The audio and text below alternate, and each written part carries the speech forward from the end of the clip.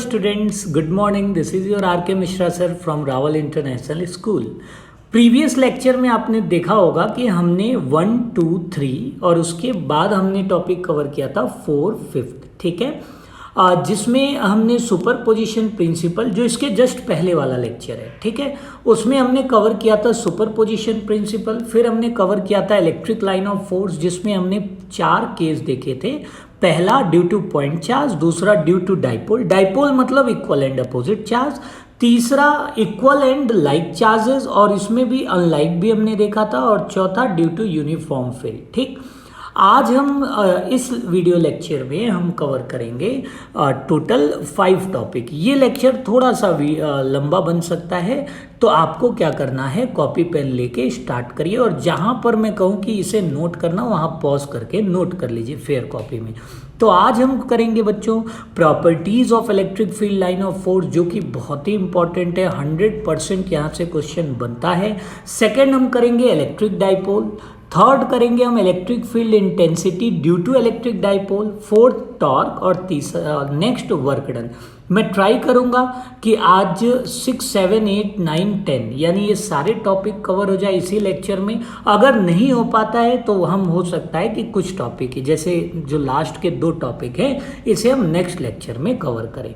ठीक है, तो चलिए स्टार्ट करते हैं। हमने जो लास्ट टॉपिक देखा था बच्चों, उसमें हमने देखा था कि how to draw electric field line. ठीक है, आज हम देखेंगे प्रॉपर्टीज।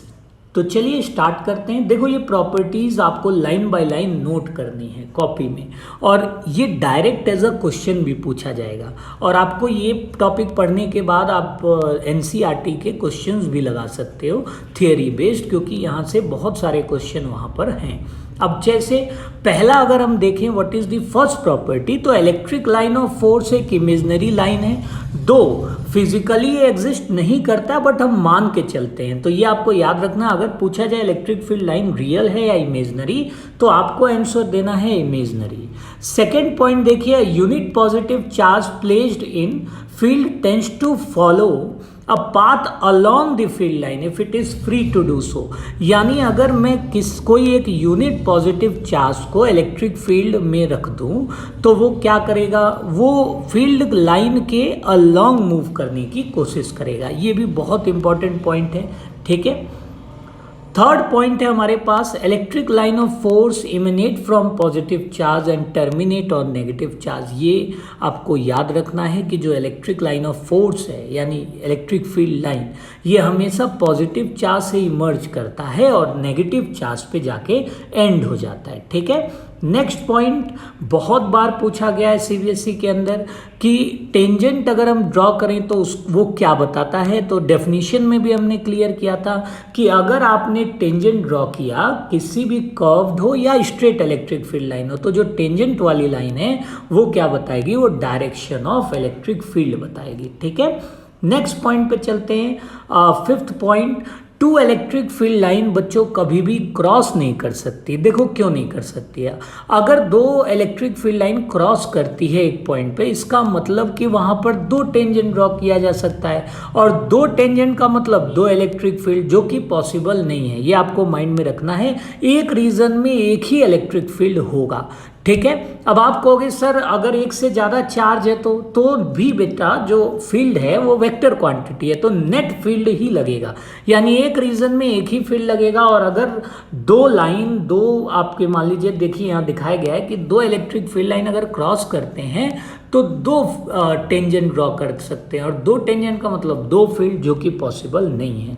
तो ये भी बहुत ज़्यादा पूछा जाता है। तो अगर जब भी पूछा जाए कि can 2 electric line of force या electric field line intersect each other, आपको लिखना है नो, क्योंकि अगर इंटरसेक्ट करेगा तो हम 2 टेंजेंट ड्रॉ कर सकते हैं उस पॉइंट पे, जिसका मतलब 2 इलेक्ट्रिक फील्ड का डायरेक्शन, जो पॉसिबल नहीं है। ठीक है, सिक्स्थ देखिए, 6 जो हमारा प्रॉपर्टी है वो है electric line of force are closer where the electric field line is stronger. कहने का मतलब, मैं इसको हिंदी में ट्रांसलेट कर देता हूं जितना पास रहेगा बच्चों इलेक्ट्रिक फील्ड, इसका मतलब उतना ज़्यादा स्ट्रॉन्ग फील्ड है, और जितना दूर रहेगा यानी जितना दो फील्ड लाइन के बीच में स्पेस बढ़ता जाएगा, इसका मतलब जो इलेक्ट्रिक फील्ड का स्ट्रेंथ है वो रिड्यूस होता चला जा रहा है। जैसे कि आप देखो, अगर मैं इस वाले रीजन में देखूं पहले वाले कैपिटल क्यू को और छोटे वाले क्यू को, तो आप देख रहे हो जब मैं छोटे वाले क्यू यानी स्मॉल क्यू का फील्ड बनाया तो आप देख रहे हो लाइन में काफ़ी गैप है राइट हैंड साइड वाले फिगर में, और लेफ्ट हैंड साइड में कैपिटल क्यू का जब मैंने इलेक्ट्रिक फील्ड लाइन ड्रॉ किया तो आप देखो इनके इलेक्ट्रिक फील्ड लाइन के बीच में काफ़ी कम स्पेस है। इससे क्लियरली हो रहा है, बहुत क्लियर हो रहा है कि कैपिटल क्यू का जो मैग्नीट्यूड है चार्ज का वो स्मॉल क्यू से बड़ा है। ठीक है, अगला टॉपिक है, अगला जो हमारा प्रॉपर्टी है वो है electric line of force are perpendicular to this surface. ठीक, यानी कि कैसा भी सरफेस हो, अगर इलेक्ट्रिक फील्ड लाइन निकलता है, देखो निकलता मीन्स पॉजिटिव है, पॉजिटिव आप सरफेस की बात कर रहे हो, और अगर टुवर्ड्स की बात करो इसका मतलब वो सरफेस क्या नेगेटिव है। तो चाहे निकले या आए, दोनों ही केस में जो फील्ड लाइन है वो सरफेस के परपेंडिकुलर एंटर करता है। ठीक है, कभी भी वो किसी एंगल से नहीं निकल सकता है। उसका रीज़न क्या है, अगर एंगल 90 के अलावा यानी परपेंडिकुलर नहीं निकलता है तो एक दूसरे से क्या कर सकता है बच्चों, एक दूसरे से इंटरसेक्ट कर सकता है, और अभी हमने बताया था कि दो फील्ड लाइन इंटरसेक्ट नहीं कर सकते हैं। ठीक है, नेक्स्ट पॉइंट देखिए, point number 8, electric field line of force contract lengthwise to represent attraction between two unlike charges. ये देखिए, जब भी आपके पास दो अपोजिट चार्ज हैं, ठीक है, तो जो इलेक्ट्रिक फील्ड लाइन है वो लेंथ वाइज कॉन्ट्रैक्ट करता है। वो इसलिए कॉन्ट्रैक्ट करता है ताकि जो हमारा ये जस्टिफाई कर सकें कि जो हमारा इलेक्ट्रिक दो अपोजिट चार्ज एक दूसरे को क्या करता है बच्चों, अट्रैक्ट करता है। ठीक है, सिमिलरली अगर हमारे पास सेम चार्ज होगा तो जो इलेक्ट्रिक फील्ड लाइन है वो लेटरल उस पर एक प्रेशर एग्जर्ट होता है। ठीक है, तो एक बार मैं इसको आप चाहो तो आप ऐसे मान के चलो कि अगर मेरे पास दो, एक पॉजिटिव है एक नेगेटिव है, ठीक है, तो वो दोनों जो फील्ड लाइन है वो बीच में यानी जो प्लस और माइनस के बीच का जगह है उसकी तरफ वो ज़्यादा डेंस होंगे। ठीक है, और अगर सेम चार्ज है तो आपने अभी ऊपर भी बनाया था कि बीच में वो गैप फैल जाएगा यानी नल पॉइंट आ जाएगा, जिसकी वजह से जो फील्ड लाइन है वो एक दूसरे से दूर चले जाएंगे। क्लियर है, उसी का क्लियर जस्टिफिकेशन पॉइंट 8 और पॉइंट 9 में किया गया है। ठीक, अब आते हैं पॉइंट नंबर 10 पे। पॉइंट 10 कहता है बच्चों, number of line per unit cross sectional area perpendicular to field line, यानी कि कितना नंबर ऑफ लाइन परपेंडिकुलर निकल रहा है किसी क्रॉस सेक्शनल एरिया से, डायरेक्टली प्रोपोर्शनल होता है बच्चों इलेक्ट्रिक फील्ड के। अभी हमने ऊपर भी बताया था, जितना ज़्यादा क्राउडेड अगर आपको इलेक्ट्रिक फील्ड है, इसका मतलब वहाँ पर जो इलेक्ट्रिक फील्ड लाइन जितना ज़्यादा क्राउडेड है वहाँ पर फील्ड बहुत ज़्यादा है। ठीक है, वही चीज़ यहाँ पर नंबर से बताया जा रहा है। मान लीजिए मैंने एक एरिया लिया पर्टिकुलर, किसी एक केस में उससे 20 लाइन निकल रही है, ठीक है, और दूसरे केस में उसी पर्टिकुलर एरिया से 10 लाइन निकल रही है यानी ओनली 10 लाइन्स निकल रही है। तो किस में फील्ड ज़्यादा होगा, तो जिसमें 20 लाइन निकलेगी परपेंडिकुलरली। ठीक है, अगला देखिए बहुत ही important point, electric field line of force कभी भी कंडक्टर से पास नहीं कर सकता है। ये फिगर बना लीजिए, बहुत ही इंपॉर्टेंट है। ठीक है, रीज़न उसका क्या है कि जो कंडक्टर की खासियत होती है कि वो अपने चार्जेस को डिस्ट्रीब्यूट कर लेता है सरफेस पे तब तक जब तक एक्सटर्नल फील्ड की वजह से नेट फील्ड ज़ीरो हो जाए। ठीक है, तो ये क्या करता है, कभी भी जो आप अगर कोई हॉलो कंडक्टर है या सॉलिड कंडक्टर भी है, मान लीजिए उसके अंदर भी आप चार्ज रखने की कोशिश करो तो भी वो वहाँ पर नहीं रहेगा, वो सरफेस पे चला आएगा और वो तब तक अलाइंड होगा जब तक नेट इलेक्ट्रिक फील्ड क्या ना हो जाए, ज़ीरो हो जाए। ठीक है, तो ये फिगर जरूर याद रख लेना, ये फिगर बहुत इंपॉर्टेंट है, पूछा जाता है। ठीक, चलिए और इस कॉन्सेप्ट को इलेक्ट्रोस्टैटिक शील्डिंग भी कहते हैं। यानी कि अगर आपको एक्सटर्नल फील्ड से बचना है तो आप किसी मेटालिक सरफेस के अंदर आ जाओ। अब इसका एक छोटा सा एप्लीकेशन बताता हूँ। जैसे आपने देखा होगा कि रेनी डेज में जब बिजली गिरती है तो आपको बताया जाता है कि आप अपने गाड़ी के अंदर रहो, आप अपने कार से बाहर मत निकलो। उसका रीज़न क्या है? जब आप कार के अंदर बैठते हो तो देखो जो कार का बॉडी है बच्चों मेटालिक है, ठीक है। तो जो चार्ज अगर बिजली गिरती भी है, अगर शेडिंग होती भी है, तो जो चार्ज है वो सरफेस से होते हुए ग्राउंड में चला जाएगा, वो अंदर आपको इफेक्ट नहीं करेगा। इस कॉन्सेप्ट को शील्डिंग भी कहते हैं, ठीक है। 12th पॉइंट है इलेक्ट्रिक फील्ड लाइन इंसुलेटर। अगर जैसे कंडक्टर में आपको पता है फ्री इलेक्ट्रॉन्स होते हैं, इंसुलेटर में फ्री इलेक्ट्रॉन्स नहीं होते हैं। तो अगर हमारे पास कोई इंसुलेटर है और हम कहें कि क्या उससे इलेक्ट्रिक फील्ड लाइन पास कर सकती है, तो आंसर इज यस, पास कर सकती है, ठीक है। तो आई होप कि आपको टॉपिक क्लियर हो गया होगा, property of electric field line. Next हम करेंगे बच्चों इलेक्ट्रिक डाइपोल, ठीक। तो देखो इससे पहले भी लेक्चर में मैंने बताया था कि डाइपोल का अपना एक फिजिकल सिग्निफिकेंस है। कहीं भी वर्ड डाइपोल आता है इसका मतलब pair of equal and opposite charge है, ठीक है। Electric dipole is a pair of equal and opposite charge और दोनों सेपरेट होते हैं बहुत स्मॉल डिस्टेंस में।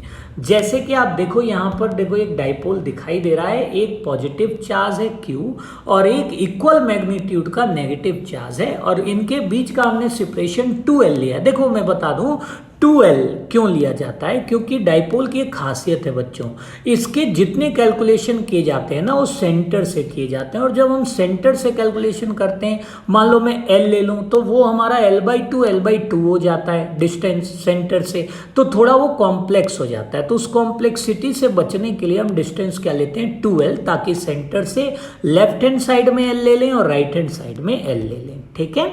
चलिए नेक्स्ट इसमें जो एक चीज आपको जानना है वो है electric field produce by dipole is called as dipole field और इलेक्ट्रिक डाइपोल मूवमेंट। अब देखो हमें कैसे पता चलेगा कि कहीं डाइपोल है, तो या तो हमें किसी ने प्लस और माइनस बना के दे दिया, या तो मुझे एक टर्म दे दिया वो P।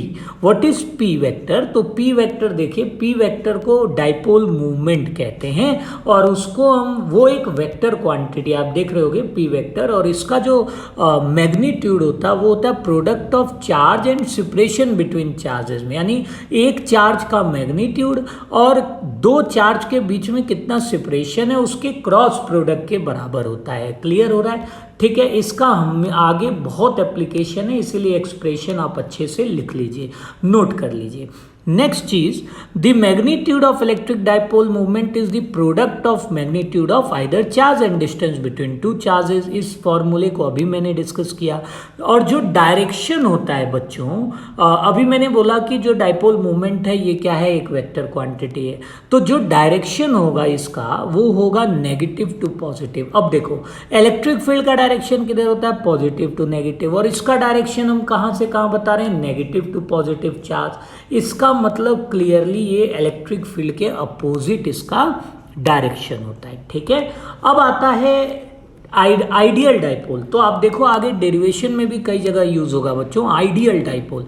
आइडियल का मतलब देखो क्या होता है कि जब चार्ज बहुत हम बड़ा ले लें और सेपरेशन ऑफ चार्जेस बहुत छोटा ले लें तो उसको हम आइडियल डाइपोल कहते हैं। तो कभी भी मैं आगे डेरिवेशन में जहां भी बोलूं चलो आइडियल डाइपोल का केस करते हैं, वहां आपको क्या कर लेना है, जो डिस्टेंस 2L आपने लिया वो टेंड्स टू 0 कर देना है, ठीक है, उसको बहुत छोटा मान लेना है। क्लियर हो रहा है? चलिए अब आता है डाइपोल का डेरिवेशन, बहुत ही इंपॉर्टेंट 5 मार्क में जाता है ये डेरिवेशन। तो पहला हम करेंगे इलेक्ट्रिक डाइपोल की वजह से एक्सियल पॉइंट पे इलेक्ट्रिक फील्ड, और दूसरा हम करेंगे इक्वेटोरियल पॉइंट पे इलेक्ट्रिक फील्ड। तो अगर हम एक्सियल पॉइंट पे इलेक्ट्रिक फील्ड की बात करें तो देखो पहले तो एक्सियल पॉइंट होता क्या है, तो अगर मेरे पास चार्ज है तो उसके सेपरेशन से, यानी चार्ज के साइड में सेपरेशन वाले ही एक्सिस पर कोई भी पॉइंट लोगे वो क्या हो जाएगा एक्सियल। जैसे आप देखो ऑरेंज कलर से आपको देखो मैंने यहाँ पे बताया हुआ है सेपरेशन वाली लाइन। अब आप थोड़ा प्लस क्यू के बाहर आ जाओ तो आप देखो उसी लाइन को एक्सटेंड करेंगे तो एक पॉइंट हमने लिया देखो P, इसी P को हम क्या कहेंगे एक्सियल पॉइंट। क्लियर है। अब यहाँ पर कुछ कंसिडरेशन करना है डेरिवेशन में, जो भी डिस्टेंस लेना आपको O से लेना है। तो माना कि ये जो P पॉइंट है ये सेंटर से दोनों डाइपोल के बीच में जो O है सेंटर से x डिस्टेंस पे हो। क्लियर हो रहा है। अब अगर मैं OP की बात करूं तो क्या हो जाएगा x माइनस एल हो जाएगा, और अगर मैं AP की बात करूं तो क्या हो जाएगा x प्लस एल हो जाएगा। ठीक है। दूसरा, अगर आप पॉजिटिव क्यू की वजह से फील्ड देखो तो पॉजिटिव क्यू से अभी बताया फील्ड बाहर की तरफ जाती है, देखो आपका आउटवर्ड ई भी दिखाया गया है। क्लियर है। और अगर हम नेगेटिव फील्ड की वजह से हम इलेक्ट्रिक फील्ड दिखाते हैं तो देखिए जो ए चार्ज जो कि माइनस की है उसकी डायरेक्शन से टूवर्ड्स है। अब आप देखो वेक्टर दोनों अपोजिट है, आपने 11th में वेक्टर पढ़ा है। नेट निकालने के लिए आपको क्या करना है, एक वेक्टर से दूसरे वेक्टर से माइनस कर देना होता है। अब यहाँ देखो चूंकि पॉजिटिव क्यू जो कि बी चार्ज है वो पास है तो हम मान के चलने की ई बी बड़ा है और इलेक्ट्रिक फील्ड ड्यू टू ए छोटा है, तो हम नेट फील्ड निकालेंगे ई बी माइनस ई ए। ठीक, चलिए अब एक्सप्रेशन देख लेते हैं बच्चों। तो अगर हम ई ए निकालें तो अभी हमने बताया ई ए 1/4 pi epsilon not Q by जो डिस्टेंस है ई ए। देखिए ई ए का डिस्टेंस अगर आप फिगर में देखो x प्लस एल हो जाएगा, और अगर मैं आपको ई बी की बात करूं यानी कि पी बी डिस्टेंस की बात करूं तो x माइनस एल हो जाएगा। तो इस तरीके से ई ए का एक्सप्रेशन आ जाएगा 1/4 pi epsilon not Q by X plus L का होल स्क्वायर, और डायरेक्शन पॉजिटिव आई की तरफ। ठीक है। यहाँ पर आपको एक चीज नोट करना है बच्चों, जो ई ए की डायरेक्शन है, देखिए ई ए की डायरेक्शन माइनस आई लेना है और ई बी की डायरेक्शन प्लस आई लेना है। तो आप इसमें एक करेक्शन कर लो, ई ए इज इक्वल टू क्यू के 1/4 pi epsilon not Q by X plus L का होल स्क्वायर माइनस आई कैप, और ई बी को हम ले लेंगे प्लस आई कैप, और डिस्टेंस एक्स माइनस एल का होल स्क्वायर। फिर हम इसको जब सब्स्टिट्यूट करेंगे बच्चों और मैग्नीट्यूड निकालेंगे तो देखिए आएगा 1/4 pi epsilon not Q by X minus L का whole square minus Q by X plus L का होल स्क्वायर। इसको आप सॉल्व कर लीजिए, बेसिक कैलकुलेशन है। इसको आप जब सॉल्व करोगे तो देखिए आपका जो आंसर आएगा वो आएगा 1/4 पाई एप्सिलॉन नॉट, ठीक है, 2q.2l into x divided by x square minus l square का होल स्क्वायर। अब मैंने आपको बताया था बेटा कभी भी q इंटू 2l आता है तो उसको आप क्या लिख सकते हो p। ठीक है। तो ये जो ब्रैकेट में q इंटू 2l है बच्चों, इसको हम रिप्रेजेंट कर रहे हैं p, that is electric dipole movement. और अब जो एक्सप्रेशन बन जाएगा वो बन जाएगा EP equal to 1/4 pi epsilon naught 2px by x square minus l square का होल स्क्वायर। ठीक है। तो अब आप क्या कर सकते हो, पॉज करके ये डेरिवेशन यहाँ तक कर सकते हो। ठीक है। वैसे मैंने इसे 1 बाय 1 एक्सप्लेन कर दिया है। नेक्स्ट यहाँ पर देखो एक हम आइडियल डाइपोल का केस बनाएंगे। देखिए अगर आइडियल डाइपोल, अभी मैंने बताया था जब भी मैं बोलूँ आइडियल डाइपोल का केस बनाएंगे क्या कर देना है, लेंथ बहुत छोटा कर देना है। तो अगर मैं यहाँ पर x को बहुत बड़ा कर दूँ l से, तो देखिए l टेंड्स टू 0, तो ये हो जाएगा x4, ऊपर भी x है तो डिवाइड हो जाएगा और आंसर आ जाएगा 2p/4 pi epsilon not x cube. ठीक है। और जो डायरेक्शन होगा बच्चों वो किधर होगा, along the direction of dipole movement. तो आई होप आपको क्लियर हो गया होगा। तो डाइपोल का आपने किया एक्सियल पॉइंट का डेरिवेशन। ठीक है। तो आज की क्लास हम यहाँ पर ओवर करते हैं, आप यहाँ तक नोट्स प्रिपेयर कर लीजिए। नेक्स्ट क्लास में हम डाइपोल का इक्वेटोरियल पॉइंट पे, फिर हम टॉर्क देखेंगे, फिर हम वर्क डन देखेंगे। ठीक है। Thanks for watching, this is your R K Mishra sir.